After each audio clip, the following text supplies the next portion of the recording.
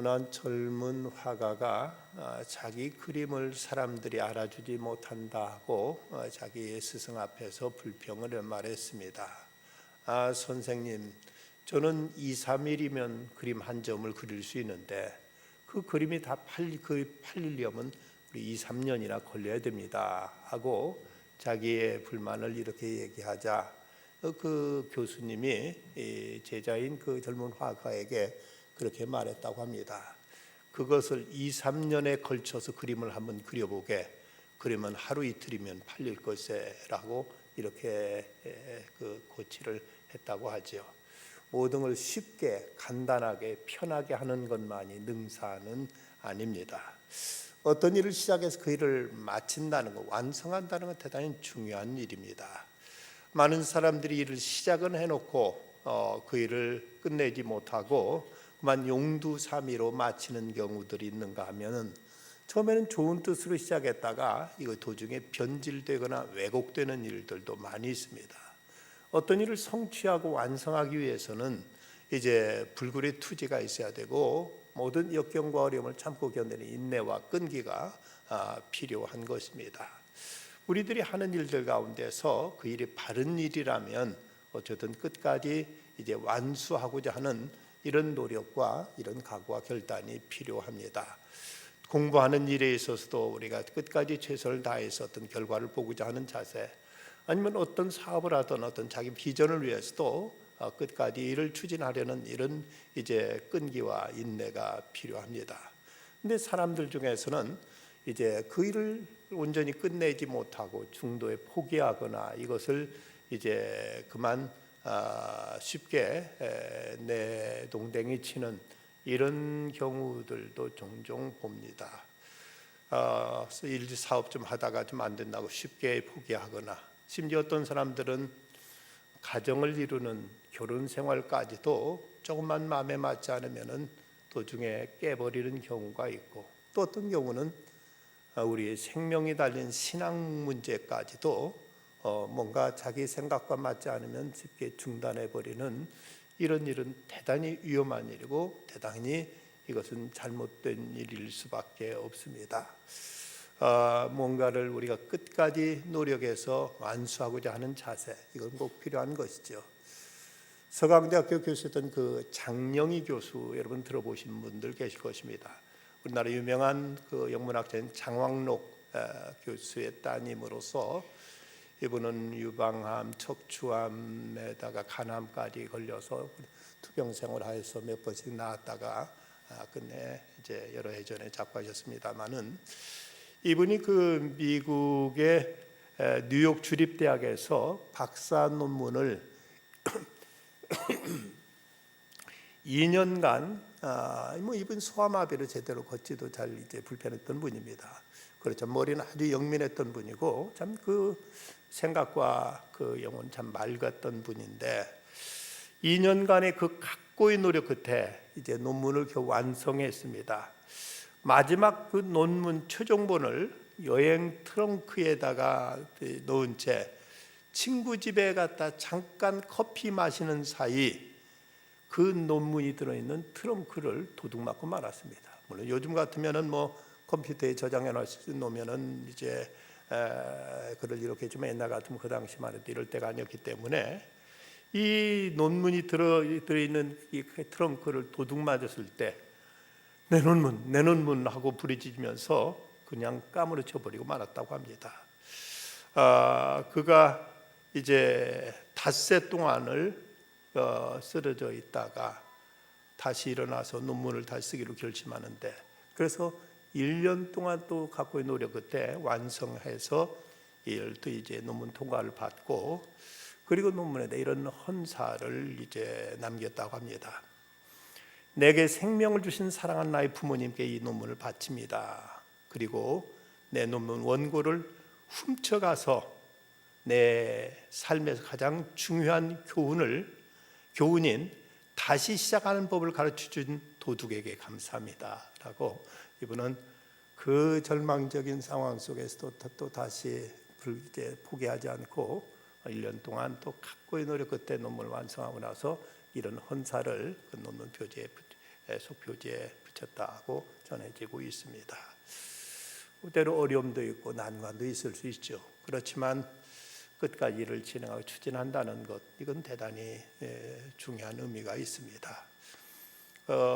그 러시아의 생트페테르부르크라는 그 러시아 제2도시가 있죠.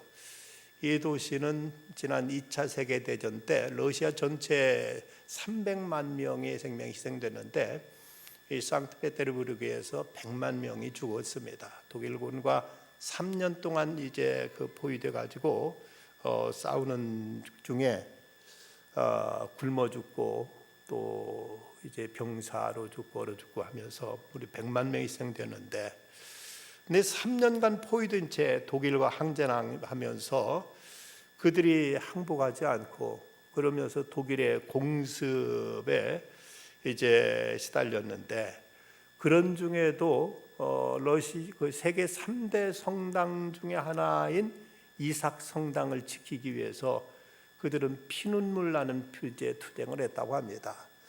어떻게든 그 성당이 파괴되지 않도록 독일군의 공습으로부터 이 성당을 지키기 위해서 모든 천이란 천은 다 걷어서 이것을 검은 물을 들여 가지고 성당을 덮어서 이제 독일군 비행기의 눈에 띄지 않도록 이렇게 가렸다고 하는데, 그 추운 가운데 추위 속에서도 이 성당을 지는 천을 가리기 위한 천을 모으기 위해서 그들이 속옷까지도 다 내놓을 정도였다고 합니다. 그토록 애정을 가지고 성당을 지키려고 했던 것은 성당의 그 돔 중앙에 있는 그 돔이 금이 무려 100kg이나 이제 들여서 그 돔을 이제 칠했다고 하는데, 그 황금 때문이 아니라 그 황금돔 아래 그려진 성화, 높이가 100m 이상 되는 천장벽화 때문이었다는 겁니다.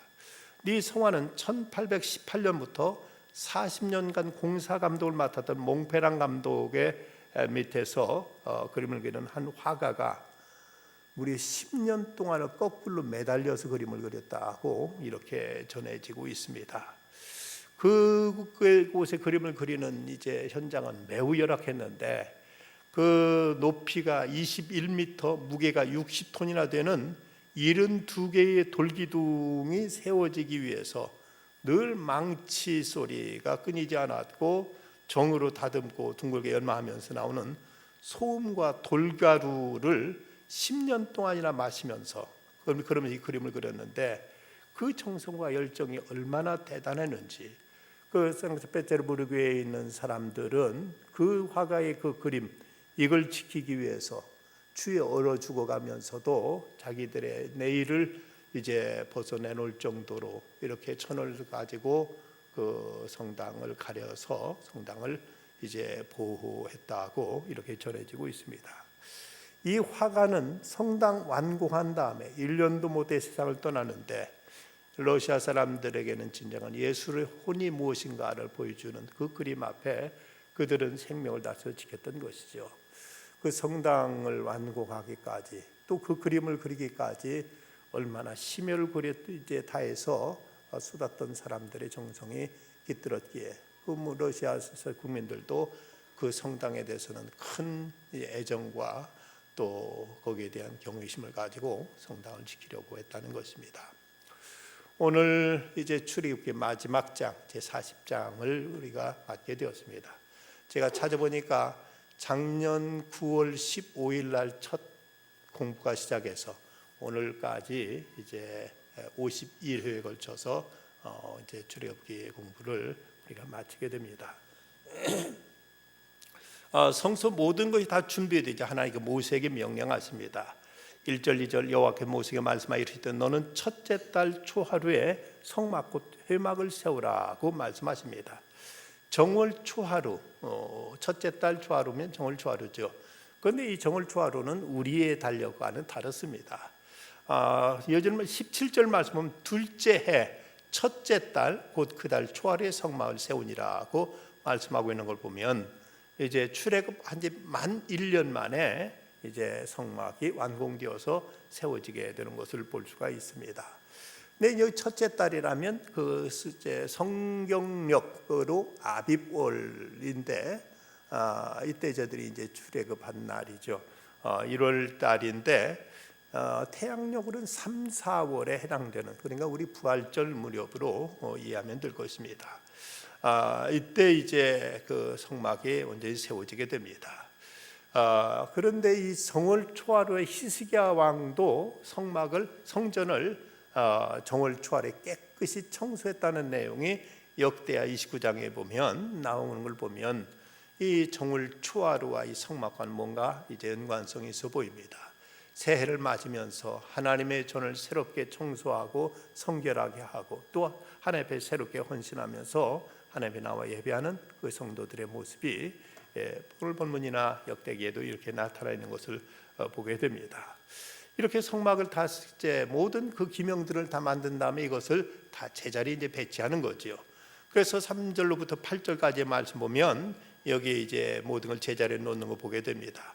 언약궤를 놓고 휘장으로 막은 다음 그 바깥쪽에 이제 상과 등잔대 놓고, 그리고 이제 법궤 앞에 휘장을 사이에 두고 또 금향단 놓고 회막 깊게 휘장을 달고서 또 이제 물두멍, 그리고 그 앞에 번제단 등 이렇게 모든 것 그동안 정성껏 만들었던 성막 안에 있는 모든 이제 그 기구들을 다 제자리에 갖춰 놓는 모습을 보이고 있습니다.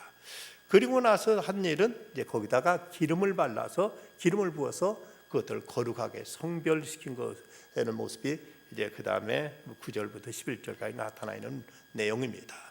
이제 이 기름을 발라서 이건 하나님께 완전히 드림으로, 이것은 이제 하나님께 예배하며 하나님의 일을 이루는 데만 쓰여지도록 이렇게 이제 성별했던 것입니다.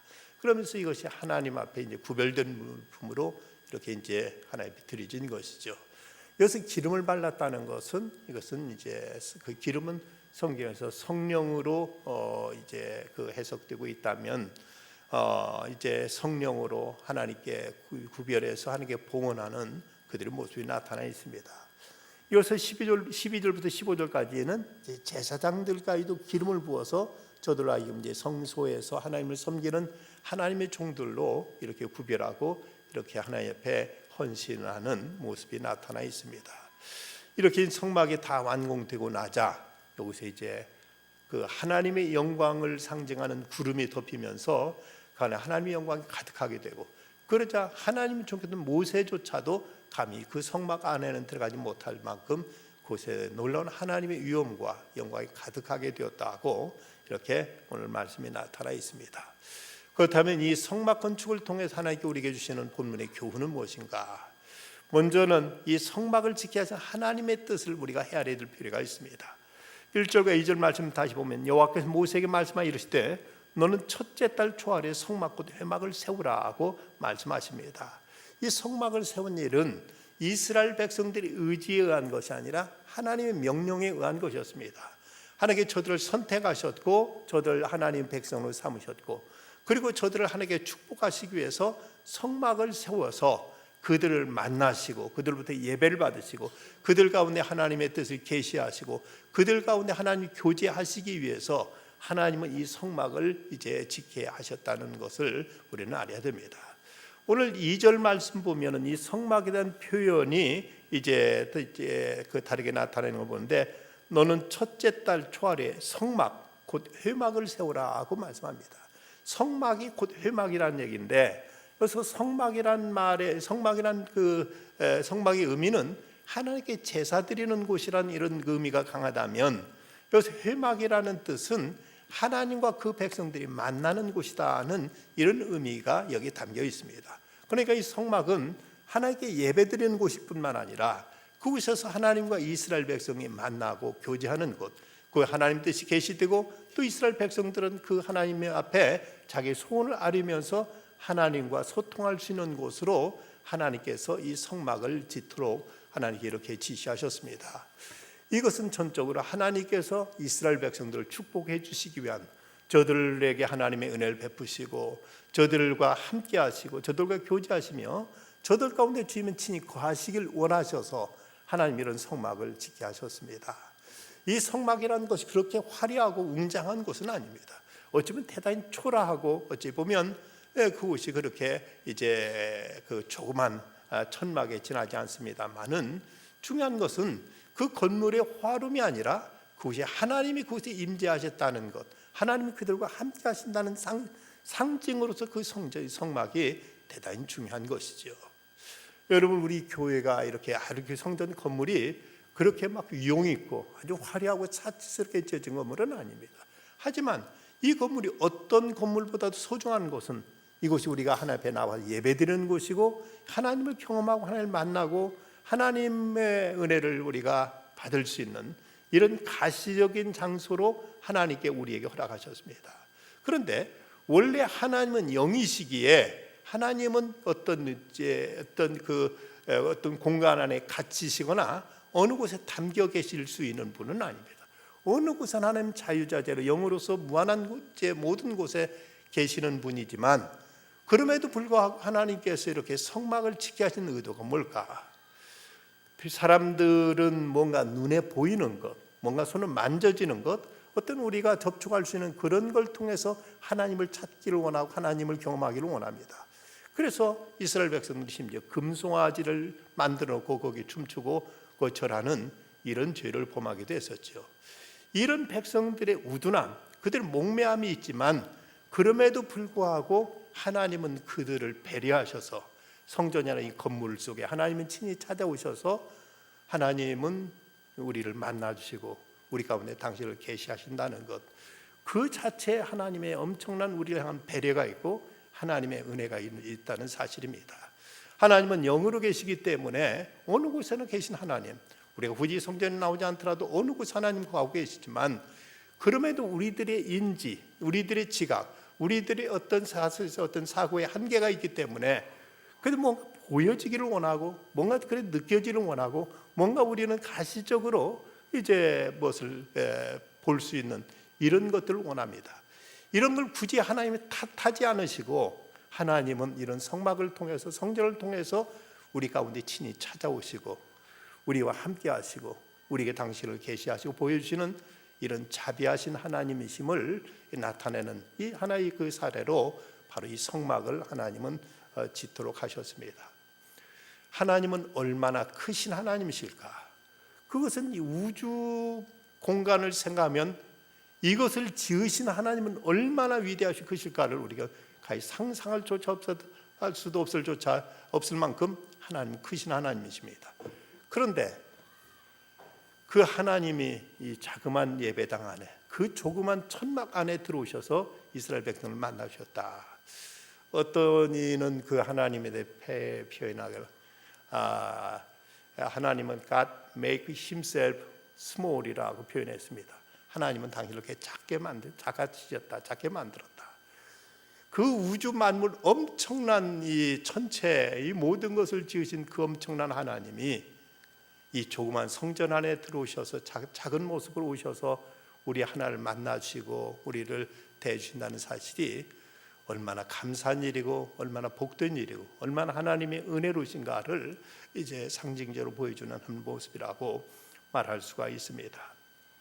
그래서 이 성전에 나온다는 것, 이것은 우리가 하나님을 뵙기 위해서, 하나님을 경험하기 위해서, 그분과 교제하기 위해서 하나님의 진이 성전에서 성소와 성막과 성전을 짓도록 하셨고, 그리고 우리를 불러주시기에 우리는 이 성전에 나와서 보다 가까이, 그리고 보다 피부적으로 주님을 경험할 수 있게 되고 주님을 더 가까이서 체험할 수 있도록 이렇게 하나님께 우리에게 배려해 주신 것, 이것이 바로 성막의 의미요 성전의 의미라는 것을 알아야 됩니다. 그래서 이 성전의 가장 중요한 요소는 하나님의 임재입니다. 하나님과 교제입니다. 헨리 나우엔이라는 유명한 그 가톨릭 사제가 있죠. 이분은 상당히 영성가신데 이분이 언젠가 예술과 영적 생활에 대한 모임에 참석했는데, 같은 테이블에 앉았던 한 여인이 그 나우엔을 알아보고 이제 그런 얘기를 합니다. 교회 정책에 동의할 수 없어서 나 교회 나가지 않습니다 하고 불평하자, 이때 나우엔이 그녀에게 이렇게 어드바이스를 합니다. 그런 것은 모두 주의를 산만하게 할 뿐입니다. 당신의 불평을 못 오가거나 반박하려고 하는 말이 아닙니다만 그것들은 다 중요한 일이 아니라는 것입니다. 정말 중요한 것은 오직 예수님과 당신과의 관계입니다. 그러면서 2주 동안 매일 5분씩 조용히 앉아 예수님과 함께 길을 기도하고 주님의 임재를 간구해 보십시오. 그런 후에 와서 무엇이 중요한지 제게 한번 말씀해 보십시오. 뭐 교회 갔더니 사람이 친절하다 불친절하다 뭐 교회 뭐 정책이 이렇다 저렇다 그것이 그렇게 중요한 문제가 아니지 않느냐. 중요한 것은 주님 앞에 나와 주님을 만나고 주의 말씀 듣고 주님께 아뢰면서 주님과 교제가 핵심인데 왜 그렇게 피상적인 문제, 지엽적인 문제 가지고 그렇게 그것 때문에 그렇게 신앙생활에 있어서 시험이 들으냐고 이렇게 헨리 나우에는 그녀에게 이런 그 충고를 했다는 것입니다. 참 교회의 근본은 하나님의 임재고 그리고 교회는 하나님 만나는 곳, 하나님을 교제하는 곳이다. 이걸 위해서 하나님께서 이스라엘 백성들에게 성막을 짓게 하신 것입니다. 바티칸의 시스틴 성당을 건축할 때 미켈란젤로가 거기에 있는 천지창조의 그림을 그릴 때 그는 너무나 지쳐 있었고 너무나 힘들었고 때로는 자기가 화가로서 자기 정체를 의심할 정도로 많이 그는 낙심되어 있었습니다. 그는 그 자기의 일기에 나는 화가가 아니다 하는 이런 글을 남기기도 했다고 합니다. 어느 날 이제 자기가 그린 그림을 올려다보다가 한순간 예배자의 마음이 되어서 마루에 누워서 하나님의 손길이 아담의 손길과 터치하는 그 천지창조의 그 그림을 응시하는 순간 거기서 그는 이제 아담의 얼굴에서 하나님의 생명이 깃드는 것을 보고 그리고 이렇게 소리쳤습니다. 아, 주님은 거기 계셨군요. 주님은 살아계시는 나의 주님이십니다 하고 벌떡 일어나서 주님께 경배드리고 그리고 다시 그는 화가로서 자기에 주어진 그 성전 안에 성화를 그린 일을 마무리할 수 있었다는 것입니다. 그가 새 힘을 얻었던 것은 바로 거기 계시는 주님 예수 그리스도를 경험했고 그걸 통해서 그는 다시 새 힘을 얻을 수 있었던 것처럼 우리는 때로 지치고 낙심될 때 때는 힘들고 우리에게 참으로 큰 슬럼프가 찾아올 때 이럴 때 주님 앞에 나와서 조용히 주님을 의지하고 주님께 아뢰고 주님께 기도하면서 여기서 주님 만나는 그 기쁨과 영광을 누릴 수 있게 되는 것입니다. 이것이 주님께서 이스라엘 백성들에게 이 성막을 지키게 하신 의도였습니다. 그렇다면 이제 이 성막을 이제 모세와 이스라엘 백성이 어떻게 지었는가? 16절 위에 말씀 보면 모세가 그같이 행하되 곧 여호와께서 자기가 명령하신 대로 다 행하였더라. 둘째 첫째 달 곧 그 달 초하루에 성막을 세우니라. 모세가 성막을 세우되 그 받침을 놓고 그 널판지를 세우고 그 띠를 띄우고 그 기둥들을 세우고 또 성막에 막을 펴고 그 위에 덮개를 덮으니 여호와께서 모세에게 명령하신 대로 되니라. 자, 여기 모든 부품 하나, 거기 모든 성소 안에 있는 이제 기구들 하나 모든 거 하나 모두 다 모세가 자의적으로 만든 것이 아니었고 거기 부스살렐과 홀리압이 자기들 아이디어로 만든 것이 아니라 하나님께서 그들에게 말씀하신 대로 명령하신 대로 다 그대로 되었다 그대로 만들었다는 말씀이 거듭 반복되고 있습니다. 그래서 오늘 말씀이 여호와께서 모세에게 명하신 대로 되니라는 말씀이 16절, 19절, 21절, 23절, 25절, 27절, 29절, 30절, 33절 등 무려 9번이나 반복되고 있습니다. 어떤 것 하나도 자기 마음대로 개인 자기 의사대로 한 것이 아니라 하나님이 지시하신 대로 하나님 명하신 대로 하나하나 그대로 하나님 뜻대로 이 모든 것을 이제 이루어서 하나님의 성막을 완성해냈다는 것입니다. 여기서 성막을 만드는 데 중요한 것은 끝냈다는 것이 아니라 하나님 뜻에 맞게 했다는 것, 이것이 바로 이 성막을 짓는 데 있어서 이 모세와 그리고 이스라엘 백성들의 가장 핵심적인 자세였음을 여기서 보여주고 있습니다. 뿐만 아니라 나중에 그 부분에 있는 36절과 37절 보면 구름이 성막 위에 떠오를 때는 이스라엘 자손이 그 모든 행진하는 길에 앞으로 나갔고 구름이 떠오르지 않을 때는 떠오른 날까지 나가지 아니했다. 여기 이제 그 성막이 다 완공됐을 때 거기 이제 하나님의 영광을 상징하는 구름이 그 성막에 딱 덮여 있으면 이스라엘 백성도 가만히 하나님께서 이제 움직이라고 하실 때 가만히 있었고 그 구름이 떠올라서 앞으로 진행하면 저들도 일어나서 이제 진행하면서 하나님이 인도하시는 대로 하나님께서 저들에게 이제 섭리하신 대로 그대로 순종하며 따라갔다고 이렇게 말씀하고 있습니다.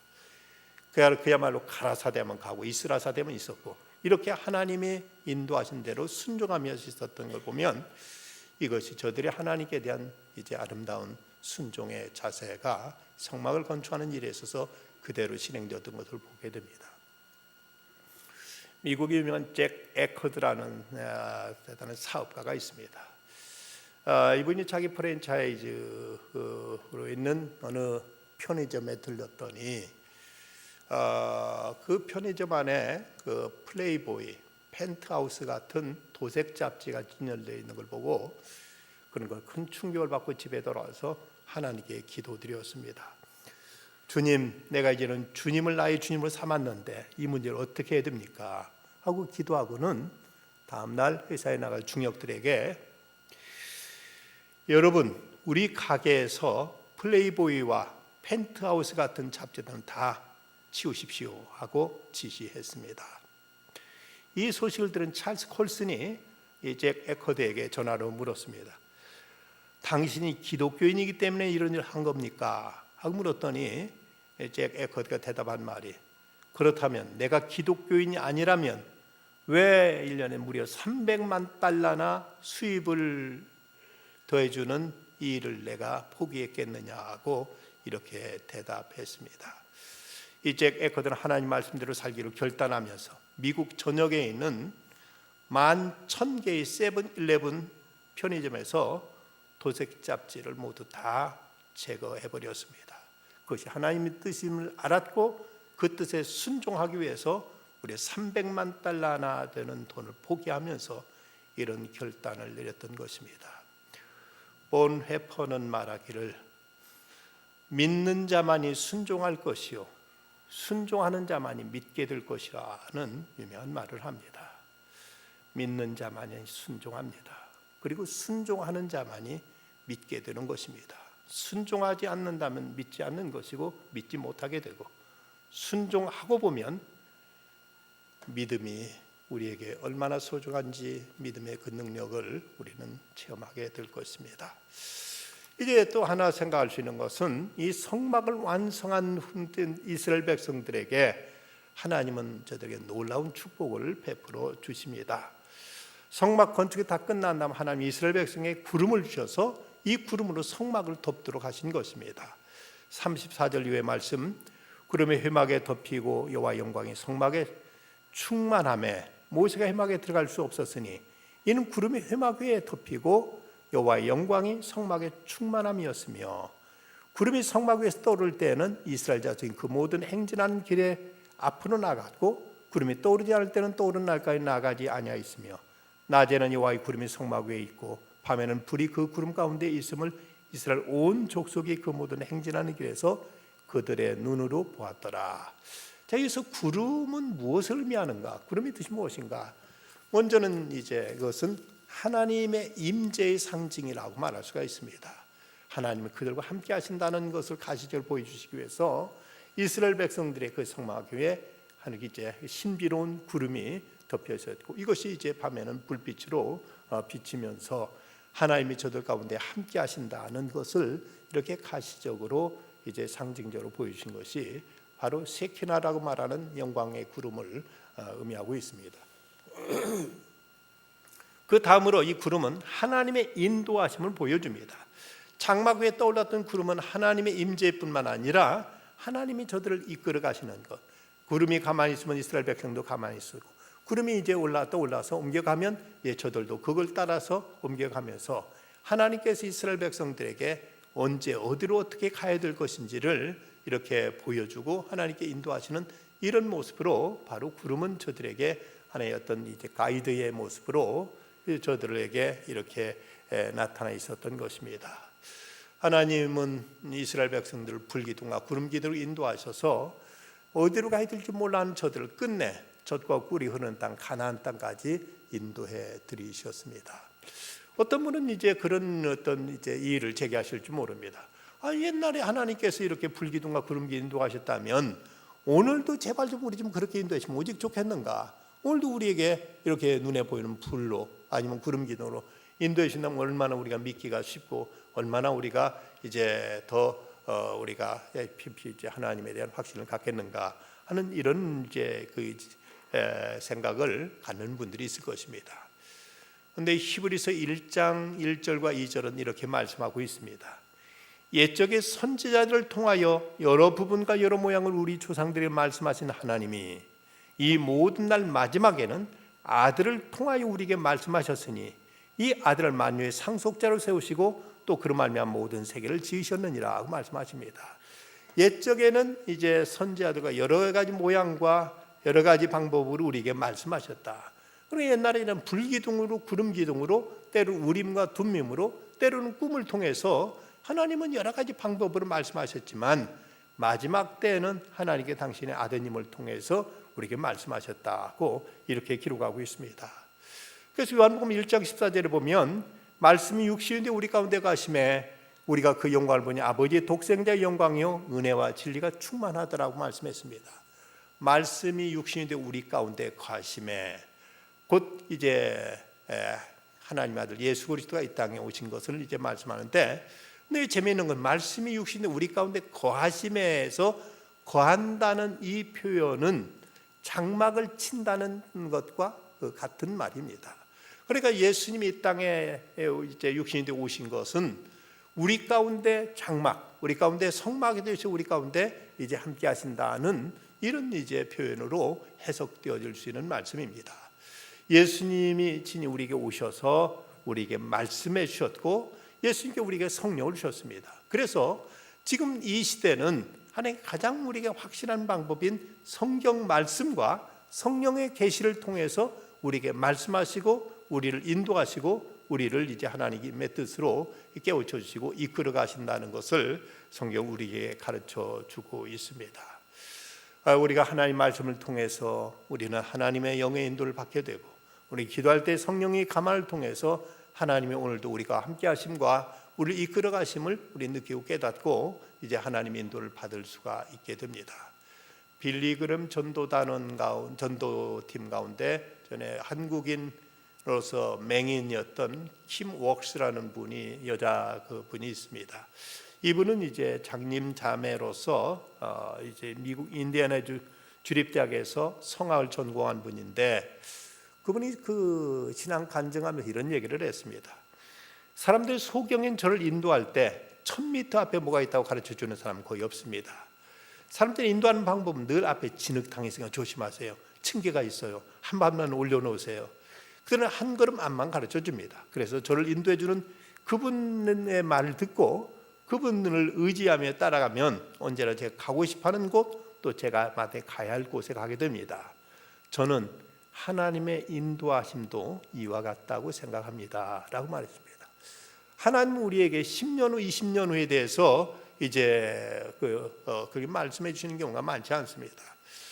그야말로 우리는 내일 일은 날 모른다고 해도 괜찮습니다. 중요한 것은 오늘 이 시간 하루하루 한 걸음 한 걸음 하나님은 성령으로 기도하는 사람들에게 하나님 인도를 구하는 사람들에게 이제 감화하시고 계시하시고 인도하셔서 우리 발걸음을 이끌어 가신다는 사실입니다. 그래서 우리로 마땅히 가야 될 그 길로 우리들이 이제 실족하지 않고 나가야 될 그 길을 향해서 우리는 인도해 주십니다. 장막을 통해서 하나님의 사랑과 보호와 또 이제 인도를 우리에게 계시해 주신 하나님은 오늘도 당신의 말씀을 통해서 그리고 성령의 감화를 통해서 오늘도 우리를 이끌어 가시며 우리가 가야 될 저 영원한 가나안 땅을 향해서 한 걸음 한 걸음 전진해 나가도록 도우십니다. 미국의 프란치스코 선교에서 만든 전도지에는 이런 글이 있습니다. 나는 너의 하나님이라는 제목의 글 가운데 보면 나는 길이니 나를 따르면 안전하리라. 나는 진리니 믿을 수 있을 것이며 나는 생명이니 풍성한 삶을 얻을 것이라. 나는 빛이니 일생을 지켜줄 것이며 나는 목자니 쉴만한 물가로 인도하리라. 나는 전능자니 모든 창조물들을 다스릴 것이며 나는 너를 지은 자니 변치 않고 사랑하리라. 나는 친구니 너를 영원히 잊지 않을 것이다. 내 말을 지키고 순종하면 영원한 행복을 누리리라. 우리를 오늘도 만나주시고 우리와 교제하시길 기뻐하시는 하나님, 그분 말씀에 순종하며 한 걸음 한 걸음 나아가게 될 때 하나님은 우리를 젖과 꿀이 흐르는 곳으로 이끌어주고 인도하시며 가는 길에 우리를 보호하시고 하나님께서 날마다 은총으로 하늘에 신령한 양식으로 우리를 먹여줄 것입니다. 우리를 사랑하시는 주님, 우리를 만나기를 원하시는 주님, 그분 앞에 늘 가까이 나와 교제하며 인도함 따라 살아가는 중에 하나님 베푸시는 은총, 주께서 우리에게 허락하신 그 젖과 끓이는 가나안 복지를 차지할 수 있는 성도들이 다 되시기를 주님의 이름으로 축원합니다. 기도하시겠습니다. 아버지 하나님, 저희들이 오늘까지 출애굽기 말씀을 배웠습니다. 죄악 가운데 있는 노예로 있던 백성들을 이끌어내셔서 그 많은 어려움과 역경과 이제 장애물 앞에서도 저들을 지키시고 보호하시고 이끌어내셔서 저들의 광야 생활을 넉넉히 이겨나가도록 돌보신 하나님의 그 손길, 하나님의 저들을 향한 사랑을 저희들이 배웠습니다. 이 말씀은 옛날 수천년 전의 이스라엘 역사가 아니라 오늘 저희를 향한 또 계시의 말씀이오니 오늘도 저에게 명령하신 하나님의 뜻이 여기 하나님의 사랑이 있고 은총이 있음을 늘 깨닫게 해주시고 주님과 깊은 교제 안에 살아가며 주의 말씀에 순종해 나가는 중에 저희를 날마다 복된 길로 인도하시고 승리의 길로 이끄시며 저희들을 젖과 꿀이 흐르는 가나안 복지로 인도하시는 그 하나님의 은총 안에 살아가는 저희들 다 되게 하여 주시옵소서. 날마다 하나님의 은혜가 저희들 삶 속에 넘치기에 여호와를 목자로 모시고 살아가는 저희들의 입에서 내게 부족함이 없나 이런 고백과 간증이 있도록 늘 이 은혜 안에 살아가는 저희들 다 되게 하여 주시옵소서. 우리 수험생들을 기억하여 주시고 저들 시험의 그 관문 앞에서 끝까지 최선을 다하는 중에 하나님께 저들 영광스럽게 존귀하게 써주시고 이 땅에서도 하나님의 성호를 드러낼 수 있는 빛낼 수 있는 귀한 자녀들로 주께서 축복해 주시옵소서. 다음 주에 항전직 임직 감사 예배가 있습니다. 임직받는 이들 성령으로 기름 부으셔서 일생을 하나님 나라를 향한 큰 야망에 이제 사로잡히게 하여 주시고 직분 잘 감당할 수 있는 믿음도 건강도 능력도 지혜도 물질도 허락하여 주시옵소서. 행사를 위해 수고하고 애쓰는 우리 모든 동문의 가족들에게 크신 은혜와 상급으로 갚아 주시옵소서. 예수님의 이름으로 기도드리옵나이다. 아멘.